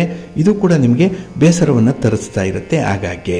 ಇನ್ನು ಈ ದಿನದಲ್ಲಿ ಹಣದ ಲೇವಾದೇವಿ ವ್ಯವಹಾರ ಮಾಡುವಂಥವರು ಸ್ವಲ್ಪ ಎಚ್ಚರಿಕೆಯಿಂದ ಇರಿ. ಏಕೆಂದರೆ ಈ ದಿನದ ವ್ಯವಹಾರ ನಿಮಗೆ ಅಷ್ಟೊಂದು ಅನುಕೂಲವನ್ನು ತರಲ್ಲ. ಇಲ್ಲಿ ಗಂಟು ನಂಟು ಎರಡೂ ಕೂಡ ಉಳಿಯಲ್ಲ, ಸ್ವಲ್ಪ ಜಾಗ್ರತೆ. ಇನ್ನು ಈ ದಿನದಲ್ಲಿ ಎಲ್ಲ ಕೆಲಸಗಳು ಕೂಡ ಸಮಯಕ್ಕೆ ಸರಿಯಾಗಿ ಪ್ರಾರಂಭ ಆಗುತ್ತೆ, ಆದರೆ ಪೂರ್ಣ ಆಗಲ್ಲ. ಏಕೆಂದರೆ ಮಧ್ಯದಲ್ಲೇ ಅವುಗಳು ನಿಂತು ಹೋಗುವಂಥದ್ದು ಅಥವಾ ನಿಮ್ಮ ಆಸಕ್ತಿ ಬೇರೆ ಕಡೆಗೆ ಶಿಫ್ಟ್ ಆಗುವಂಥ ಸಾಧ್ಯತೆಗಳು, ಇದರಿಂದ ಕೆಲಸ ಕಾರ್ಯಗಳನ್ನು ಬಹಳ ಪ್ರಯಾಸದಿಂದ ಮಾಡಬೇಕಾದಂಥ ಸಂದರ್ಭ ಇದೆ. ಇನ್ನು ಎಲ್ಲ ಸಮಸ್ಯೆಗಳಿಗೂ ಕೂಡ ಹಣವೇ ಕಾರಣ ಅನ್ನುವಂಥದ್ದು ಒಂದು ಹಂತಕ್ಕೆ ನಿಮ್ಮ ಮನಸ್ಸಿಗೆ ಬರುತ್ತೆ. ಹಣ ಇದ್ದರೆ ಏನಾದರೂ ಸಾಧನೆ ಮಾಡಬಹುದು, ಏನು ಬೇಕಾದರೂ ಕೊಂಡ್ಕೊಳ್ಬೋದು ಅನ್ನುವಂಥ ಒಂದು ವಿಚಾರ ಇದೆ ಮನಸ್ಸಿನಲ್ಲಿ. ಆದರೆ ಹಣ ಇದ್ದರೆ ನೆಮ್ಮದಿಯನ್ನು ಕೊಂಡ್ಕೊಳ್ಳಿಕ್ಕೆ ಸಾಧ್ಯ ಇಲ್ಲ. ಆ ನೆಮ್ಮದಿ ನಿಮ್ಮಲ್ಲೇ ಇದೆ, ಅದನ್ನು ನೀವು ಚೇತೋಹಾರಿಯಾಗಿ ಮಾಡಿಕೊಳ್ಬೇಕಾಗತ್ತೆ. ಹಾಗಾಗಿ ಅದಕ್ಕೆ ಸ್ವಲ್ಪ ನೀರೆರೆದು ಪೋಷಣೆ ಮಾಡಿದ್ರೆ ಖಂಡಿತ ಆ ಆಸಕ್ತಿಯನ್ನು ಹೆಚ್ಚು ಮಾಡಿಕೊಳ್ಬೋದು, ಆತ್ಮವಿಶ್ವಾಸವನ್ನು ಬೆಳೆಸ್ಕೊಳ್ಬೋದು. ಇದು ನಿಮ್ಮ ಪ್ರಗತಿಗೆ ದಾರಿಯಾಗುತ್ತೆ. ನಿಮ್ಮ ಇಷ್ಟ ದೇವರನ್ನು ಆರಾಧನೆ ಮಾಡ್ತಾ ಇರಿ. ಹಾಗೆ ಭಕ್ತಿಯಿಂದ ಈ ದಿನ ನೀವು ಶಿವಪಂಚಾಕ್ಷರಿ ಮಂತ್ರವನ್ನು ಹೇಳ್ಕೊಳ್ಳಿ, ಶಿವಪಾರ್ವತಿಯರ ದರ್ಶನ ಮಾಡಿಕೊಳ್ಳಿ, ಒಳ್ಳೆಯದಾಗತ್ತೆ. ನಿಮ್ಮ ಅದೃಷ್ಟದ ಬಣ್ಣ ಬಿಳುಪು, ಅದೃಷ್ಟದ ದಿಕ್ಕು ಈಶಾನ್ಯ ದಿಕ್ಕು, ಅದೃಷ್ಟ ಸಂಖ್ಯೆ 5. ವೃಶ್ಚಿಕ ರಾಶಿ. ವೃಶ್ಚಿಕ ರಾಶಿಯವರಿಗೆ ಈ ದಿನ ಸಂತೋಷದ ದಿನ, ಸಂಭ್ರಮದ ದಿನ. ಏನೋ ಒಂದು ಉಲ್ಲಾಸ, ಏನೋ ಒಂದು ಚಟುವಟಿಕೆ, ಏನೋ ಒಂದು ಎನರ್ಜಿ ಇರೋವಂಥದ್ದು. ಹಾಗಾಗಿ ನಿಮಗೆ ಗೊತ್ತಿಲ್ಲ ಯಾಕಾಗಿ ಇಷ್ಟೊಂದು ಎನರ್ಜಿ ಇದೆ, ಯಾರಿಗಾಗಿ ಈ ದಿನ ಕೆಲಸ ಮಾಡಬೇಕು, ಏನನ್ನು ಅಚೀವ್ ಮಾಡಬೇಕು ಅನ್ನುವಂಥದ್ದು ಗೊತ್ತಿಲ್ಲ. ಹಾಗಾಗಿ ಪ್ರವಾಹ ಬಂದ ಕಡೆ ಈ ದಿನ ನೀವು ಹೋಗುವಂಥದ್ದು, ಗಾಳಿ ಬಂದ ಕಡೆ ತೂರಿಕೊಳ್ಳುವಂಥ ಸಂದರ್ಭಗಳು ಕೂಡ ಇದೆ. ಹಾಗಾಗಿ ಈ ದಿನ ನಿಮ್ಮನ್ನು ಯಾರು ಮೊದಲು ಭೇಟಿ ಮಾಡ್ತಾರೋ ಅವರ ಮನಸ್ಥಿತಿಯೇ ಈ ದಿನ ಪೂರ್ತಿ ನಿಮಗೆ ಇರುತ್ತೆ. ಹಾಗಾಗಿ ಸ್ವಲ್ಪ ಪಾಸಿಟಿವ್ ಆಗಿರುವಂಥವ್ರನ್ನ ಆರಂಭದಲ್ಲಿ ಭೇಟಿ ಮಾಡಿ, ಅವರಿಂದ ಒಂದು ಒಳ್ಳೆಯ ಎನರ್ಜಿಯನ್ನು ಪಡ್ಕೊಳ್ಳಿಕ್ಕೆ ಸಾಧ್ಯ ಆಗುತ್ತೆ. ಹಾಗೆ ಈ ದಿನ ಹೊಸ ಅವಕಾಶಗಳು ಬರುವಂಥದ್ದು, ಅದರಲ್ಲೂ ಸ್ತ್ರೀ ವರ್ಗದವರಿಂದ ವಿಶೇಷವಾಗಿ ನಿಮಗೆ ಅನುಕೂಲತೆಗಳು ಉಂಟಾಗುತ್ತೆ. ಅವರ ಬೆಂಬಲ, ಅವರ ಒಂದು ಸಹಕಾರ ಈ ದಿನ ನಿಮಗೆ ತುಂಬ ಒಂದು ಸಮಸ್ಯೆಯನ್ನು ಪರಿಹಾರ ಮಾಡಿಕೊಡುತ್ತೆ. ಹಾಗೆ ಈ ದಿನ ಶ್ರಮಕ್ಕೆ ತಕ್ಕ ಪ್ರತಿಫಲ ಸಿಕ್ಕುವಂಥದ್ದು, ಇದರಿಂದ ಮನಸ್ಸಿಗೆ ತೃಪ್ತಿ ಇದೆ. ಮತ್ತಷ್ಟು ಕೆಲಸಗಳನ್ನು ಮಾಡಬೇಕು ಅನ್ನುವಂಥ ಉತ್ಸಾಹ ಕೂಡ ಜಾಸ್ತಿ ಇರುತ್ತೆ. ಹಾಗೆ ಪ್ರೀತಿ ಪ್ರೇಮದ ವಿಚಾರದಲ್ಲಿ ತುಂಬ ಆಶಾದಾಯಕವಾಗಿರ್ತೀರಿ, ತುಂಬ ಭರವಸೆ ಇದೆ, ತುಂಬ ಹೋಪ್ಸ್ ಇದೆ. ಇವತ್ತಲ್ಲ ನಾಳೆ ಒಳ್ಳೆಯದಾಗುತ್ತೆ ಅನ್ನುವಂಥ ಒಂದು ನಂಬಿಕೆ ಇದೆ. ಇದು ಪ್ರತಿಯೊಬ್ಬರಲ್ಲೂ ಕೂಡ ಇರಬೇಕಾದಂಥ ಒಂದು ಗುಣ. ಆದರೆ ಈ ದಿನ ಈ ಒಂದು ನಿಟ್ಟಿನಲ್ಲಿ ನಿಮಗೆ ಹೆಚ್ಚಾಗಿ ಕಾಣಿಸ್ತಾ ಇರುವಂಥದ್ದು ಇದೆ. ಇನ್ನು ಈ ದಿನದಲ್ಲಿ ನಿಮ್ಮ ಯಾವುದೇ ಅಸಮಾಧಾನ ಇದ್ದರೂ ಕೂಡ ಅದನ್ನು ನಗುನಗ್ತಾ ಹೊರಹಾಕಬೇಕು. ಕೋಪ ಮಾಡಿಕೊಂಡು ಮಾತಾಡುವಂಥದ್ದು ಅನರ್ಥಕ್ಕೆ ಕಾರಣವಾಗ್ಬಿಡುತ್ತೆ. ಸ್ವಲ್ಪ ಎಚ್ಚರಿಕೆ ಇರಲಿ. ಹಾಗೆ ಈ ದಿನ ನಿಮ್ಮ ಆಲೋಚನೆಗಳಿಂದ ಇತರರು ಕೂಡ ಪ್ರಭಾವಿತರಾಗ್ತಾರೆ, ಅವರು ಕೂಡ ಇನ್ಫ್ಲೂಯೆನ್ಸ್ ಆಗ್ತಾರೆ. ಅಷ್ಟರ ಮಟ್ಟಿಗೆ ನಿಮ್ಮ ಪ್ರತಿಭೆ ಇದೆ, ನಿಮ್ಮ ಒಂದು ಆತ್ಮವಿಶ್ವಾಸ ಇದೆ. ಹಾಗಾಗಿ ಕೆಲಸ ಕಾರ್ಯಗಳನ್ನು ಜವಾಬ್ದಾರಿಯಿಂದ ಈ ದಿನ ನಿರ್ವಹಣೆ ಮಾಡುವಂಥ ಸಂಕಲ್ಪ ಮಾಡಿಕೊಳ್ಳಿ, ಒಳ್ಳೆಯದಾಗುತ್ತೆ. ಕೆಲಸಗಳು ಬಹಳ ಬೇಗ ನಿಮಗೆ ಫಲವನ್ನು ಕೊಡುತ್ತೆ. ನಿಮ್ಮ ಇಷ್ಟ ದೇವರನ್ನು ಆರಾಧನೆ ಮಾಡ್ತಾ ಇರಿ. ಆಂಜನೇಯ ಸ್ತೋತ್ರವನ್ನು ಹೇಳ್ಕೊಳ್ಳಿ, ಹನುಮಾನ್ ಚಾಲೀಸನ್ನು ಹೇಳ್ಕೊಳ್ಳಿ, ಶ್ರೀರಾಮ ರಕ್ಷಾ ಸ್ತೋತ್ರವನ್ನು ಹೇಳ್ಕೊಳ್ಳಿ, ಒಳ್ಳೆಯದಾಗುತ್ತೆ. ನಿಮ್ಮ ಅದೃಷ್ಟದ ಬಣ್ಣ ಕೇಸರಿ, ಅದೃಷ್ಟದ ದಿಕ್ಕು ಪೂರ್ವ ದಿಕ್ಕು, ಅದೃಷ್ಟ ಸಂಖ್ಯೆ 1. ಧನುರಾಶಿ. ಧನುರಾಶಿಯವರು ಈ ದಿನ ಹಣಕಾಸಿನ ವ್ಯವಹಾರದಲ್ಲಿ ಸ್ವಲ್ಪ ಎಚ್ಚರಿಕೆಯಿಂದ ಇರಿ. ಲೇವಾದೇವಿ ವ್ಯವಹಾರ ಮಾಡುವಂಥವರು, ರಿಯಲ್ ಎಸ್ಟೇಟ್ನಲ್ಲಿ ತೊಡಗಿಸ್ಕೊಂಡಿರುವಂಥವರು ಈ ದಿನ ಸ್ವಲ್ಪ ಜಾಗೃತರಾಗಿ ಇರಬೇಕಾಗತ್ತೆ. ಯಾವುದೇ ಒಂದು ದೊಡ್ಡ ಮಟ್ಟದ ಯೋಜನೆಗೆ ಕೈ ಹಾಕಬೇಡಿ. ಸರ್ವೇ ಸಾಧಾರಣವಾಗಿರುವಂಥ ದಿನ ಆಗಿರೋದರಿಂದ ಸಾಧಾರಣವಾಗಿ ಸಾಮಾನ್ಯವಾಗಿರುವಂಥ ಕೆಲಸಗಳನ್ನು ಈ ದಿನ ಮಾಡುವಂಥ ಒಂದು ಪ್ರಯತ್ನವನ್ನು ಮಾಡಿ. ಹಾಗೆ ಈ ದಿನ ಯಾವುದೇ ಸಮಸ್ಯೆಯನ್ನು ಕೂಡ ನಿರ್ಲಕ್ಷ್ಯ ಮಾಡಬೇಡಿ. ಆ ಸಮಸ್ಯೆ ಬಹಳ ಪುಟ್ಟದ್ದಾಗಿರಲಿ, ಸಣ್ಣದ್ದಾಗಿರಲಿ, ದೊಡ್ಡದ್ದೇ ಆಗಿರಲಿ, ಅದನ್ನು ನಿರ್ಲಕ್ಷ್ಯ ಮಾಡದೆ ಅದನ್ನು ಆಗಾಗ್ಗೆ ಪರಿಶೀಲನೆ ಮಾಡಿಕೊಂಡು ಅದಕ್ಕೆ ಒಂದು ಪರಿಹಾರ ಕಂಡುಕೊಳ್ಳುವಂಥ ಒಂದು ಪ್ರಯತ್ನವನ್ನು ಮಾಡಿ. ಈ ದಿನ ಮಾಡಿ ಒಳ್ಳೆಯ ಫಲ ಸಿಕ್ಕತ್ತೆ. ಹಾಗೆ ಈ ದಿನದಲ್ಲಿ ನಿಮ್ಮ ಆರೋಗ್ಯ ಸಮಸ್ಯೆಯೇ ನಿಮಗೆ ನೋವನ್ನು ಉಂಟು ಮಾಡುವಂಥದ್ದು. ಬೇರೆಯವರ ಸಮಸ್ಯೆ ಬಗ್ಗೆ ಈ ದಿನ ನೀವು ಚಿಂತೆ ಮಾಡುವಂಥ ಒಂದು ಅವಕಾಶ ಕೂಡ ಇಲ್ಲ, ಸಮಯ ಇಲ್ಲ. ಹಾಗಾಗಿ ಈ ದಿನ ನಿಮ್ಮ ಕೆಲಸ ಕಾರ್ಯಗಳೇ ನಿಮಗೆ ಒತ್ತಡವನ್ನು ತರಿಸ್ಬಿಡುತ್ತೆ. ಇನ್ನು ಈ ದಿನ ವ್ಯಾಪಾರ ವ್ಯವಹಾರಗಳಲ್ಲಿ ಕುಟುಂಬ ಸದಸ್ಯರ ಒಂದು ವಿವಾದಾತ್ಮಕವಾದಂಥ ಹೇಳಿಕೆ ನಿಮಗೆ ಬೇಸರವನ್ನು ತರಿಸುತ್ತೆ. ಇಲ್ಲಿಯವರೆಗೆ ಕುಟುಂಬದಲ್ಲಿ ಒಂದು ಇಂಟಿಗ್ರಿಟಿ ಇದೆ, ಒಂದು ಒಗ್ಗಟ್ಟಿದೆ. ಆದರೆ ಯಾರೋ ಹೇಳಿದಂತಹ ಒಂದು ಮಾತು ಈ ದಿನ ನಿಮಗೆ ಬೇಸರವನ್ನು ತರಿಸುತ್ತೆ, ಉತ್ಸಾಹವನ್ನು ಕುಗ್ಗಿಸ್ಬಿಡುತ್ತೆ ಈ ದಿನದಲ್ಲಿ. ಹಾಗೆ ಈ ದಿನ ನಿಮ್ಮ ಸಂಗಾತಿಯಿಂದ, ನಿಮ್ಮ ಪ್ರೀತಿ ಪಾತ್ರರಿಂದ ಭಾವನಾತ್ಮಕವಾದಂಥ ಬೆಂಬಲವನ್ನು ಪಡ್ಕೊಳ್ಳುವಂಥ ದಿನ ಕೂಡ. ದಿನ ಚೆನ್ನಾಗಿದೆ, ಆದರೆ ಅದನ್ನು ಸರಿಯಾಗಿ ಬಳಸ್ಕೊಳ್ಳುವಂಥ ನಿಟ್ಟಿನಲ್ಲಿ ವಿಫಲರಾಗುವಂಥ ಸಾಧ್ಯತೆ ಜಾಸ್ತಿ ಇರುತ್ತೆ. ಇನ್ನು ಈ ದಿನದಲ್ಲಿ ಕೆಲವು ವಿಚಾರಗಳಲ್ಲಿ ಸಮಾಜದಲ್ಲಿರುವಂಥ ಹಿರಿಯರ ಬೆಂಬಲವನ್ನು ಪಡ್ಕೊಳ್ಳುವಂಥ ಪ್ರಯತ್ನವನ್ನು ಮಾಡಿ, ಅವರ ಮಧ್ಯಸ್ಥಿಕೆಯಲ್ಲಿ ಸಮಸ್ಯೆಗಳನ್ನು ಬಗೆಹರಿಸ್ಕೊಳ್ಳುವಂಥ ಒಂದು ಪ್ರಯತ್ನ ಇರಲಿ, ಒಳ್ಳೆಯದಾಗತ್ತೆ. ಹಾಗೆ ಈ ದಿನ ತುಂಬ ಪರಿಚಯಗಳು ಆಗುತ್ತೆ, ಹೊಸ ಜನರ ಪರಿಚಯ ಆಗುವಂಥ ಸಂದರ್ಭಗಳು ಕೂಡ ಇದೆ. ಈ ಒಂದು ನಿಟ್ಟಿನಲ್ಲಿ ಸ್ವಲ್ಪ ಜಾಗ್ರತೆ. ಎಲ್ಲರೂ ಕೂಡ ಒಳ್ಳೆಯವರಲ್ಲ, ಎಲ್ಲರೂ ಕೆಟ್ಟವರು ಅಲ್ಲ, ಇದನ್ನು ಸ್ವಲ್ಪ ಗಮನದಲ್ಲಿಟ್ಕೊಳ್ಳಿ. ನಿಮ್ಮ ಮನೆ ದೇವರನ್ನು ಸ್ಮರಣೆ ಮಾಡ್ತಾ ಇರಿ. ಹಾಗೆ ಭಕ್ತಿಯಿಂದ ಈ ದಿನ ನೀವು ಶಿವ ಪಾರ್ವತಿಯರ ದರ್ಶನ ಮಾಡಿ, ಶಿವನ ಪರಿವಾರ ದೇವತೆಗಳನ್ನು ಪ್ರಾರ್ಥನೆ ಮಾಡಿಕೊಳ್ಳಿ, ವಿಷ್ಣು ಸ್ತೋತ್ರವನ್ನು ಹೇಳ್ಕೊಳ್ಳಿ, ಒಳ್ಳೆಯದಾಗತ್ತೆ. ನಿಮ್ಮ ಅದೃಷ್ಟದ ಬಣ್ಣ ಬಿಳುಪು, ಅದೃಷ್ಟದ ದಿಕ್ಕು ಈಶಾನ್ಯ ದಿಕ್ಕು, ಅದೃಷ್ಟ ಸಂಖ್ಯೆ 3. ಮಕರ ರಾಶಿ. ಮಕರ ರಾಶಿಯವರಿಗೆ ಈ ದಿನ ಮನರಂಜನಾತ್ಮಕವಾದಂತಹ ದಿನ, ಉತ್ತಮ ಸ್ನೇಹಿತರನ್ನು ಪಡ್ಕೊಳ್ಳುವಂತಹ ದಿನ. ಹಾಗೆ ಈ ದಿನ ಭಾರಿ ವಸ್ತುಗಳನ್ನು ಖರೀದಿ ಮಾಡುವಂಥ ಒಂದು ಯೋಗ ಇರುವಂಥ ದಿನ. ಹಾಗೆ ಈ ದಿನ ಒತ್ತಡಗಳಿರಲಿ, ಯಾವುದೇ ರೀತಿಯ ಆಶಾಭಂಗವಾಗಿರಲಿ, ಅದನ್ನು ಮರುಸ್ಥಾಪನೆ ಮಾಡಿಕೊಳ್ಳುವಂಥ ಒಂದು ವಿಶೇಷತೆ ನಿಮ್ಮಲ್ಲಿದೆ. ಹಾಗಾಗಿ ಕಳೆದು ಹೋದದ್ದನ್ನು ಕೂಡ ಮರಳಿ ಪಡೆಯುವಂಥ ಸಾಧ್ಯತೆಗಳು ಜಾಸ್ತಿ ಇರುತ್ತೆ. ಹಾಗೆ ಈ ದಿನದಲ್ಲಿ ಹಳೆಯ ವಿಚಾರಗಳು ನೆನಪಿಗೆ ಬರುವಂಥದ್ದು ತುಂಬ. ಹಾಗಾಗಿನೇ ಹಳೆಯ ವಿಚಾರಗಳಿಂದ ಹೆಚ್ಚಿನ ಅನುಭವವನ್ನು ಪಡ್ಕೊಳ್ತೀರಿ. ಅದೇ ಸಂತೋಷವನ್ನು ತರುವಂತಹ ಸನ್ನಿವೇಶದಲ್ಲಿ ಭಾಗವಹಿಸುವಂಥ ಸಾಧ್ಯತೆಗಳು ಕೂಡ ಜಾಸ್ತಿ ಇದೆ ಈ ದಿನದಲ್ಲಿ. ಇನ್ನು ಈ ದಿನ ನಿಮ್ಮ ಸಂಗಾತಿಯಲ್ಲಿರುವಂಥ ಒಳ್ಳೆಯತನವನ್ನು ಗುರುತಿಸುವಂಥದ್ದು ಕೂಡ ಇದೆ. ಅವರಲ್ಲಿ ಪ್ಲಸ್ಸು ಇದೆ, ಮೈನಸ್ಸು ಇದೆ. ಹಾಗಾಗಿ ಈ ದಿನ ಅವರ ಒಂದು ಧನಾತ್ಮಕವಾದಂಥ ಸ್ವರೂಪವನ್ನು ಮಾತ್ರ ನೋಡುವಂಥ ಒಂದು ಪ್ರಯತ್ನವನ್ನು ಮಾಡ್ತೀರಿ. ಇದು ಹೆಚ್ಚು ಉತ್ಸಾಹವನ್ನು ತರುವಂಥ ಒಂದು ಚಾಲೆಂಜಿಂಗ್ ಆಗಿರುವಂಥ ಕೆಲಸ ನಿಮಗೆ. ಹಾಗೆ ಈ ದಿನ ಬೇರೆಯವರನ್ನು ಅರ್ಥ ಮಾಡಿಕೊಳ್ಳುವಂಥ ಪ್ರಯತ್ನವನ್ನು ಕೂಡ ಮಾಡುವಂಥ ಸಾಧ್ಯತೆ ಇದೆ. ಹಾಗಾಗಿ ನಿಮ್ಮ ಕಷ್ಟ ಸುಖ ಅಷ್ಟೇ ಅಲ್ಲ, ಬೇರೆಯವ್ರಿಗೂ ಕೂಡ ಕಷ್ಟ ಸುಖ ಅನ್ನುವಂಥದ್ದಿದೆ. ಅವರ ಒಂದು ಸಮಸ್ಯೆಯನ್ನು ಬಗೆಹರಿಸಿಕೊಳ್ಳುವಂಥ ನಿಟ್ಟಿನಲ್ಲಿ ನಿಮ್ಮ ಪ್ರಯತ್ನ ಹೇಗಿರುತ್ತೆ, ಎಷ್ಟಿರುತ್ತೆ ಅನ್ನುವಂಥ ವಿಚಾರಗಳನ್ನು ಕೂಡ ಲೆಕ್ಕಾಚಾರ ಮಾಡ್ತೀರಿ. ಒಟ್ಟಾರೆ ಈ ದಿನ ನೀವು ಅಗತ್ಯವಾಗಿರುವಂಥ ವಿಚಾರಗಳಿಗೆ ಮಾತ್ರ ಯೋಚನೆ ಮಾಡುವಂಥದ್ದು. ಹಾಗೆ ಯಾರಿಗೆ ಅಗತ್ಯ ಇದೆ ಅಂಥವ್ರಿಗೆ ಸಹಾಯ ಮಾಡುವಂಥ ಒಂದು ಮನಸ್ಸು ಕೂಡ ಈ ದಿನದಲ್ಲಿರುತ್ತೆ. ಹಾಗೆ ಈ ದಿನ ಮನೆಯಲ್ಲಿ ಒಂದು ಶಿಸ್ತು, ಮನೆಯ ಅಲಂಕಾರ, ಮನೆಯಲ್ಲಿ ನಡೆಯಬೇಕಾಗಿರುವಂಥ ಕಾರ್ಯಗಳು ಇತ್ಯಾದಿಗಳ ಬಗ್ಗೆ ಈ ದಿನ ಹೆಚ್ಚು ಆಸಕ್ತಿ ಇದೆ. ಅದರ ಬಗ್ಗೆ ಹೆಚ್ಚು ಮಾತಾಡ್ತೀರಿ. ಅದರ ಬಗ್ಗೆನೇ ಈ ದಿನದ ಯೋಜನೆಗಳು ರೂಪುಗೊಳ್ಳುವಂಥ ಸಾಧ್ಯತೆಗಳು ಕೂಡ ಇದೆ. ಒಟ್ಟಾರೆ ಈ ದಿನ ಜೀವನವನ್ನು ತುಂಬ ಲವಲವಿಕೆಯಿಂದ ಅನುಭವಿಸುವಂಥ ಸಂದರ್ಭ ಇದೆ. ಜೀವನ ಅಂದರೆ ತುಂಬ ಕಲರ್ಫುಲ್ ಆಗಿದೆ, ಸುಂದರವಾಗಿದೆ, ಉಪಕಾರಿಯಾಗಿದೆ ಅನ್ನುವಂಥ ವಿಚಾರಗಳು ಮನಸ್ಸಿಗೆ ಬರುತ್ತೆ. ಅದಕ್ಕಾಗಿಯೇ ನಿಮ್ಮ ಮನೆ ದೇವರನ್ನು ಸ್ಮರಣೆ ಮಾಡ್ತಾ ಇರಿ. ಶಿವ ಪಾರ್ವತಿಯರ ದರ್ಶನ ಮಾಡಿಕೊಳ್ಳಿ, ಶಿವಸ್ತೋತ್ರವನ್ನು ಹೇಳ್ಕೊಳ್ಳಿ. ಈ ದಿನ ಒಳ್ಳೆಯದಾಗತ್ತೆ. ನಿಮ್ಮ ಅದೃಷ್ಟದ ಬಣ್ಣ ನೇರಳೆ, ಅದೃಷ್ಟದ ದಿಕ್ಕು ಪೂರ್ವ ದಿಕ್ಕು, ಅದೃಷ್ಟ ಸಂಖ್ಯೆ 1.